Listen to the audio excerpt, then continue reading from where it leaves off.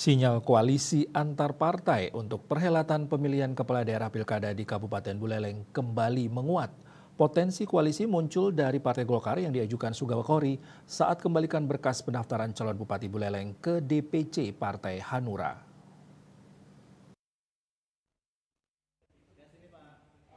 Pendaftaran calon bupati dan wakil bupati di Partai Hanura ditutup Jumat 24 Mei. Berbarengan dengan Ketua DPD Partai Golkar Provinsi Bali, Nyoman Sugawa Khori, yang telah mendaftarkan diri untuk maju bersama koalisi besar termasuk dengan Partai Hanura untuk calon Bupati Buleleng dalam Pilkada 2024. Ia berharap koalisi linier akan terjadi dari provinsi hingga di kabupaten kota di seluruh Bali. Jadi proses demokrasi sudah lengkap. Koalisinya sudah final, Pak? Koalisi. Provinsi tadi sudah final, itu Koalisi Indonesia Maju Plus ya, plusnya itu adalah Nasdem, kemudian plusnya itu adalah PKB. Berapa partai itu?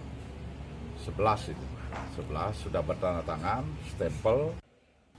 Sementara menurut Ketua DPC Partai Hanura Gede Wisnaya Wisma, selama terbukanya pendaftaran di Partai Hanura sudah ada 4 calon bupati dan 2 calon wakil bupati yang sudah mendaftarkan diri.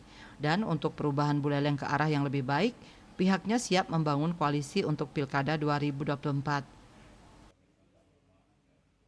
Kita siap saja berkoalisi dengan siapa saja begitu ya, demi untuk kemajuan dan perubahan di Buleleng gitu ya. Kita masih cair sejauh. Jadi tadi Pak Nyoman juga sudah menyampaikan koalisi di Bali seperti apa begitu ya. Nah, kita memang belum bisa memutuskan. Jadi kembali kepada DPP.